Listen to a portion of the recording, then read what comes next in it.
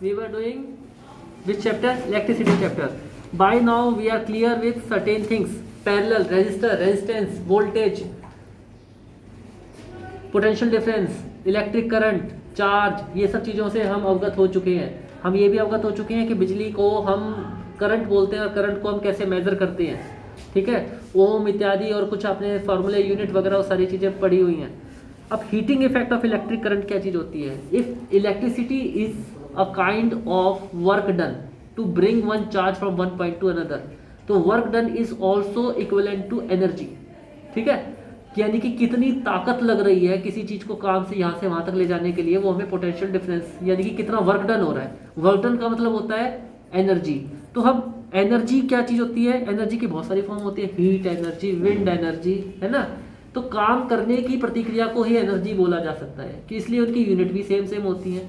तो हमें ये पता चलता है इतनी सिमिलैरिटीज़ के थ्रू कि हीटिंग भी जो एक तरह की एनर्जी है और ये एक तरह का वर्क डन है। जब भी चार्ज यानी कि कूलम को एक पॉइंट से दूसरे पॉइंट पे ट्रांसफ़र किया जाता है एक पर्टिकुलर टाइम के अंदर, तो उसे हम करंट कहते हैं। और जब भी इस तरह का ये जब करंट होता है तो उसकी वजह से एक वर्क डन होता है। और वर्क डन का मतलब क्या होता है? एनर्जी स्पेंड हो रही है, और एनर्जी का मतलब क्या है? हीटिंग एनर्जी हो रही है। तो करंट की इन्हीं सब प्रतिक्रियाओं के कारण, मैं एक बार दोबारा बता देता हूँ आपको, work done to bring one coulomb of charge from one point to another point in a particular time T is called as potential difference. इससे हमारे को पता क्या चला? वर्क डन डिवाइडेड बाय में क्यू, ये पोटेंशियल डिफरेंस था। अगर चार्ज को एक जगह से दूसरी जगह पर लेके जाया जा रहा है तो इसका मतलब वर्क डन हो रहा है। और वर्क डन होने, वर्क का मतलब हमारे को क्या पता था कि वर्क एक तरह की एनर्जी होती है। तो जब इसे एक जगह से दूसरी जगह पे लेके जाया जाएगा तो उस काम करने की वजह से एक हीटिंग इफेक्ट आएगा, ठीक है। वो हीटिंग इफेक्ट एनर्जी है। इसका मतलब क्या हुआ कि जब भी करंट फ्लो करेगा उससे हमारे को हीट एनर्जी मिलेगी। इसी वजह से आपके एप्लियंसेस के अंदर गर्मी उत्पन्न हो जाती है जब भी वो बिजली का उपकरण होता है ना। W is equal to Q into V, ऐसा हो जाएगा। यानी कि वर्क डन कितना हो रहा है? एक चार्ज को एक पोटेंशियल डिफरेंस के अंदर में ट्रैवल कराया तो ये वाला वर्क डन हुआ, और इस वर्क डन की वजह से क्या हुआ? हीट एनर्जी उत्पन्न हुई। इसको आप हीट एनर्जी भी बोल सकते हो। क्यों? यहाँ पे हमने क्या लिख लिया? आपको पता है वोल्टेज, वोल्ट, वी का फॉर्मूला क्या होता है? वी का फॉर्मूला क्या होता है भाई? क्यू अपॉन टी होता है। पोटेंशियल डिफरेंस को ये लगते हैं ना, ये लिखते हैं? नहीं, वी का मतलब होता है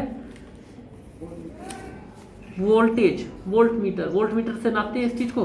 तो यहाँ तो लिख लिया हमने क्यू का मतलब, यहाँ पे लिख लिया V into Q upon T into T. ऐसे अगर हम इसको लिख लें तो ये भी सही है। क्यों? वी की फॉर्मूला है क्यू अपॉन टी, कितना चार्ज एक सेकंड के अंदर गया, ओके। और वी इंटू टी, ये क्या चीज़ है? क्यू। टी से टी कट गया, क्या बन गया हमारा क्या बन गया? V into Q. अब वी का हमने अभी पीछे हमारे को फॉर्मूला भी डिराइव किया रखा है, देखो ये यहाँ पे था।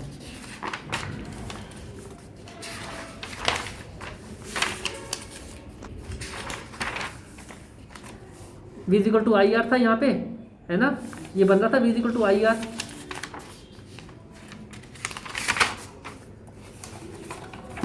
तो अगर हमारा वर्क डन हो रहा है यहाँ पे वी आई टी, ठीक है, तो हम इज इक्वल टू वी का हम आई इंटू आर भी लिख सकते हैं, इंटू आई इंटू टी, ये हो जाएगा, ठीक है। इसको हमने ये लिख लिया। वर्क डन क्या हो गया? आई स्क्वेयर आर टी बन गया यहाँ से। इसका मतलब करंट का स्क्वायर गुना में रेजिस्टेंस गुना में कितना टाइम, यही होता है। बस इसी से हमारे को सारी कहानी मिल जाएगी अभी हमारा आई स्क्वायर आर टी, ठीक है। तो हीटिंग इफेक्ट कितना होएगा किसी भी चीज़ की वजह से? आई स्क्वायर आर टी। ये सब की समझ में आया? अब आपको आई दे रखा हो और आर दे रखा हो, टी दे रखा हो, हीटिंग इफेक्ट निकालना हो, एनर्जी निकालनी हो, निकाल सकते हो। इसकी जगह अगर आपको दे रखा हो वी दे रखा हो, आई दे रखा हो, टी दे रखा हो, ये फॉर्मूला भी ठीक है। आपको क्यू दे रखा हो, वी दे रखा हो, ये फॉर्मूला भी ठीक है। कुछ भी इन तीनों फार्मूले के अंदर से कुछ भी लगा लो, आपके हिसाब से तीन में एक ही चीज़ मिलेगी। आई स्क्वायर आर टी लगा लो, अगर आपको आई दे रखा है, रेजिस्टेंस दे रखा है, टाइम दे रखा है, आपको खाली वो पोटेंशियल डिफरेंस दे रखा है, वी दे रखा है, आई दे रखा है, टाइम दे रखा है, ये वाला फॉर्मूला लगा लो। आपको खाली चार्ज दे रखा है, पोटेंशियल डिफरेंस दे रखा है, ये वाला फॉर्मूला लगा लो।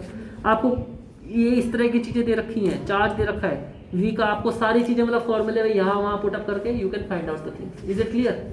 बस ये याद रखना है कि ये तीनों फॉर्मूले आपके हीटिंग इफेक्ट के होते हैं। करेक्ट है? सबको क्लियर है? कहाँ से क्या आया ये आपको पता चल गया? हाँ। अब इसकी कोई भी चीज़ हमने निकाली तो उसकी यूनिट भी निकलेगी। उसकी यूनिट क्या होगी? जूल। क्या चीज़ है? जूल। ठीक है, तो जूल्स लॉ ऑफ हीटिंग क्या होगा? जूल्स लॉ ऑफ हीटिंग फॉर्मूले से ही देख लो। जब एक करंट एक पर्टिकुलर रेजिस्टेंस के साथ में एक पर्टिकुलर टाइम के अंदर एक जगह से दूसरी जगह पे ट्रेवल करता है तो जो हीटिंग इफेक्ट आता है उसे जूल्स लॉ ऑफ हीटिंग बोल सकते हैं, राइट? या फिर एक पोटेंशियल डिफरेंस के अंदर जब 1 एम्पियर ऑफ करंट 1 सेकंड के अंदर ट्रेवल करता है तो उसको हम जूल्स लॉ ऑफ हीटिंग बोल सकते हैं। इसके अंदर जब एक चार्ज एक पोटेंशियल डिफरेंस के अंदर एक जगह 2 पॉइंट के बीच में ट्रेवल करता है तो उसको हम जूल्स लॉ ऑफ हीटिंग बोल सकते हैं। तीनों फॉर्मूलों को हो गया। It states that heat produced in a resistor is directly proportional to the square of current given to the resistor, I square of the. ठीक है, रेजिस्टर क्या चीज़ होती है? मैंने बताया था एक इस तरह का उपकरण होता है जैसे दिवाली की लाइटों वगैरह के अंदर, जिसके अंदर से बहुत सारी चीज़ें, जिसके अंदर पैरेलल के अंदर सीरीज के अंदर रेजिस्टेंस कनेक्टेड होते हैं। क्यों होते हैं ये? क्योंकि अलग अलग हमारे को पॉइंट्स चाहिए, जो झिलमिल करने वाली जो बत्तियां चाहिए होती है, या फिर आपके जो सर्किट के अंदर रेजिस्टर का जोड़ना क्या काम करता है, आपको जहाँ पे जितने करंट की जरूरत है वहाँ पे आप उतना ही करंट दे रहे हो। ठीक है, पहला फायदा। दूसरा फायदा, अगर कहीं पे बीच में डिस्टर्बेंस आ जाती है तो आपका पूरा का पूरा सर्किट खराब नहीं होता है ना। तो रजिस्टर का मतलब ही ये चीज़ होता है। तो एक रजिस्टर के अंदर क्या कह रहा है? एक रजिस्टर के अंदर जितना भी करंट है उसका स्क्वायर और उसके अंदर से जो रेजिस्टेंस है उसका, उससे मल्टीप्लाई, और जितने टाइम के अंदर वो करंट फ्लो हो रहा है वो, इन सब तीनों चीज़ों को अगर हम डिवाइड कर दिया जाए तो हमारे को उसका हीटिंग इफेक्ट निकल आएगा। करेक्ट है? आगे देखो, practical implication of the heating effect. For exploiting the heating effect, elements of the appliances must have the high melting point for retain more heat. The heating effect of the electric current is use in the following application. कहाँ का use होता है? Electric bulb के अंदर। जब electric energy supply कराई जाती है इलेक्ट्रिक बल्ब को, तो जो फिलामेंट होता है टंगस्टन से बना होता है। ठीक है, टंगस्टन का बहुत ज़्यादा हीटिंग पॉइंट होता है, वो पूरा का पूरा आपने देखा होगा, पूरा का पूरा उबल जाता है। उबलने के बाद वो ल्यूमिनियस हो जाता है, चमकने लग जाता है, और उसकी वजह से प्रकाश होता है। The heating of electric bulb happens because of the heating effect of electric current. The filament of bulb is generally made of the tungsten metal, जिसका मेल्टिंग पॉइंट होता है 3380 डिग्री सेल्सियस, इसलिए वो इतनी जल्दी पिघलता नहीं है। 3380 डिग्री सेल्सियस तक वो जलता रह सकता है, पिघलेगा नहीं। दूसरा इलेक्ट्रिक आयरन, प्रेस के अंदर निकल, क्रोमियम इत्यादि प्रेस के अंदर यूज होता है। उसके बेस में जब एक इलेक्ट्रिक आयरन कनेक्ट होती है इलेक्ट्रिक सर्किट से, element of electric iron get heated, which gets the electric iron. The element of electric iron is made up of alloys having the high melting point. ठीक है, alloy का मतलब क्या होता है? मेटल और नॉन मेटल के अंदर से उसकी पर्टिकुलर कैरेक्टरिस्टिक्स को एक चीज के अंदर डाल के नया सब्सटेंस बना देना अलॉय कहलाता है। ठीक, जैसे कि आयरन, जैसे कि स्टेनलेस स्टील है। ओके, इलेक्ट्रिक फ्यूज क्या चीज होती है? इसका डेफिनेशन आएगी, इसका यूजेज आएगा। Electric fuse is used to protect the electric appliances from high voltage. जब भी हाई वोल्टेज आ जाती है, वोल्टेज क्या आता है भाई? Voltage current V is equal to IR, है ना, यही होता है ना। जब करंट I बहुत ज़्यादा हो जाए तो electric fuse is made up of the metal of alloy of the metal such as the aluminium, copper, iron, lead etcetera. तो ये जो एक इस तरह के मटेरियल से बनाया जाएगा कि जब I की मात्रा एकदम से बहुत ज़्यादा हो जाए तो जो सामने वाली चीज़ जिस चीज़ से वो बनी हुई है उसका रेजिस्टेंस इतना होना चाहिए, यानी कि उसका R इतना होना चाहिए कि वो तुरंत टूट जाए, है ना। In the case of flow of higher voltage that specified, fuse wire melts and protects electric appliances. और वो जैसे ही उसकी आई की मात्रा बहुत ज़्यादा हो जाती है वैसे ही आई क्या होता है, आई स्क्वायर आर होता है ना, हीटिंग इफेक्ट का फॉर्मूला यही पढ़ा है हमने। एक तार है, ठीक है, वो किससे बनी हुई है, मान लो ये फ्यूज़ कुछ इस तरीके का होता है, ये आपका जो आपने देखा होगा ना एमसी के ऊपर जो लगे होते हैं उसके अंदर वो तार कुछ इस तरीके से यूँ करके जुड़ी होती है, ठीक। जब इसके अंदर से करंट अगर एक रिक्वायरमेंट के हिसाब से फ्लो कर रहा है तो आई स्क्वायर आर चलेगा। हमने इसका रेजिस्टेंस ऐसे मेटल से इसको बनाया कि इसका रेजिस्टेंस इतना है, अगर आई की मात्रा जैसे 2 है, 2 गुना 2 4 इंटू आर जब तक जा रही है चलेगा। जैसे ही ये मान लो 2 की जगह 3 आ गया करंट, तो 3 का स्क्वायर हो जाएगा 9, इसका लिए तो फूंक देगा सब चीज़ों को, तुरंत ये आर पिघल इसका इतना ज़्यादा होगा कि ये तुरंत टूट जाएगा, और जैसे ही टूट जाएगा हमारे बाकी के अप्लायंसेस बच जाएंगे। इसको बोलते हैं फ्यूज़। आया समझ में? Fuse of 1 ampere, 2 ampere, 3 ampere, 5 ampere, 10 ampere etcetera use for the domestic purposes. अब ये फ्यूज 10 एम्पियर तक के आपने देखेंगे उसके ऊपर लिखा होता है 10 एम्पियर तक का करंट ले लेगा, इससे फालतू में वायर टूट जाएगी। 1 एम्पियर का करंट, अच्छा आपके फ्यूज़ अलग अलग भी होते हैं, एक रूम के लिए अलग से फ्यूज़ लगा होता है कई बार कि भाई रूम का फ्यूज़ उड़ गया, घर के लिए अलग होता है, तो घर के लिए पावर सप्लाई में आ रखी होती है, तो आप खुद देखिए 1 एम्पियर का फ्यूज़ लगेगा, 10 एम्पियर का फ्यूज़ लगेगा वहाँ पे, जो जहाँ पे एमसी के अंदर जहाँ पे पूरे घर की बिजली आ रही है सर वहाँ पे तो कम का लगेगा। वहाँ पे कम का लगेगा, वेरी गुड, क्योंकि ज़्यादा तेज आ जाएगी और पिघल जाएगा, अगर पिघलेगा नहीं तो फिर और नुकसान हो जाएगा उससे। वहाँ पे कम का रेजिस्टेंस का लगेगा, मतलब एक ऐसे मेटल का लगेगा जो कि मतलब ज़्यादा लाइट आती है पिघल जाएगा। 1 मिनट, आप इसमें गलत बोल रहे हैं। मान लो बाहर से खंभे पे से बिजली आ रही है, ठीक है, और वो घर के सारे रूम्स के अंदर जा रही है, तो यहाँ से मान लो हमारे को ज़्यादा बिजली चाहिए इस पे, तो यहाँ पे जो फ्यूज़ होएगा अगर उसकी वैल्यू 10 एम्पियर है, इसका मतलब कि वो 10 एम्पियर तक के करंट को अपने अंदर से फ्लो करवा देगा, तो ठीक है, ठीक है। अगर वो 1 एम्पियर का होगा तो फिर भाई यहाँ पे ज़रूरत है 10 एम्पियर की, 1 ही एम्पियर के अंदर ये तो टूटता घूमे जाएगा, तो आपको आगे करंट ही नहीं मिलेगा, ठीक है। तो यहाँ पे क्या होगा, हाई वैल्यू का पर्टिकुलर रूम के अंदर फिर 3 एम्पियर, यहाँ 4 एम्पियर, यहाँ 2 एम्पियर, यहाँ पे ऐसे करके हम जोड़ सकते हैं। Is it clear? आगे देखिए, इलेक्ट्रिक करंट का फिर एक और चीज़ होती है पावर इनपुट डिवाइडेड बाय में वोल्ट। ये हमारे को कैसे पता चलेगा, एक इलेक्ट्रिक हीटर कंज्यूम, मान लो ये देखो ये फ्यूज़ हैं जो कि डोमेस्टिक पर्पज़ के लिए होती है। मान लीजिए एक इलेक्ट्रिक हीटर 1000 वॉट का हीटर है जिस पे आप पानी वानी गर्म करते हो, 220 वोल्टेज है उसकी पोटेंशियल डिफरेंस 220 वोल्ट है, तो फिर इलेक्ट्रिक करंट कितना होगा, V यहाँ पे क्या हो रखा है आपका वर्क जो वॉट है डिवाइडेड बाय में वोल्टेज, यानी कि पावर डिवाइडेड बाय में वोल्ट, 1000 डिवाइडेड बाय में 220 वोल्ट, आपका 4.5 एम्पियर निकल आएगा। ये कहाँ से निकला भाई, power. Thus, in case of fuse of 5 ampere should be used to protect the electric heater in the case of flow of the higher voltage। ये क्वेश्चन इस तरह के आते हैं। मान लो आपको वॉट तो समझ में आता है ना, पावर का, पावर क्या चीज़ होती है, मेज़र करने के लिए, ताकत, एनर्जी को मेज़र करने के लिए, या हीटिंग इफेक्ट को, या फिर किसी भी चीज़ को उसको मेज़र करने के लिए पावर का यूज़ होता है, ठीक है। तो वॉट उसकी यूनिट होती है, इतने वॉट का हमारे पास में उसकी कैपेसिटी है, पोटेंशियल डिफरेंस इतना है, तो उसके अंदर से कितना करंट वो कैरी कर सकता है कि वो बिना टूटे 4.5 एम्पियर तक का। तो इस केस के अंदर एक फ्यूज़ कितने का लगाना चाहिए हमारे को, 5 एम्पियर का, ठीक है। क्या बोल रहा है भाई, ये एक हीटर था 1000 वॉट, ठीक है, 1000 वॉट तक का हीटर था, 220 वोल्ट उसका पोटेंशियल डिफरेंस है, ठीक। इससे इसको डिवाइड कर देंगे, 4.5 एम्पियर आ गया। इसका अर्थ मतलब क्या है कि 4.5 एम्पियर तक का इसके अंदर से करंट बह जाएगा। फिर मैं आपसे पूछ रहा हूँ भाई कितने का फ्यूज़ लगाना चाहिए, इसकी कैपेसिटी क्या निकल आई, 4.5 एम्पियर, तो 5 एम्पियर का फ्यूज़ लगा दो ना इसके ऊपर, ताकि 4.5 से जैसे ही ऊपर आएगा फ्यूज़ टूट जाएगा और ये जलेगा, ठीक है। ऐसे निकालते हैं। अगला है electric power, heat produce is equal to VIT, ये तो पता है, heat produce is equal to VIT। तो इसके अंदर अगर हम V स्क्वायर डिवाइडेड बाई में टी आई स्क्वायर, ये आपको ये भी पता है, आई स्क्वायर RT भी बोलती है इसको, ठीक है। और क्या बोलते हैं हम इसको,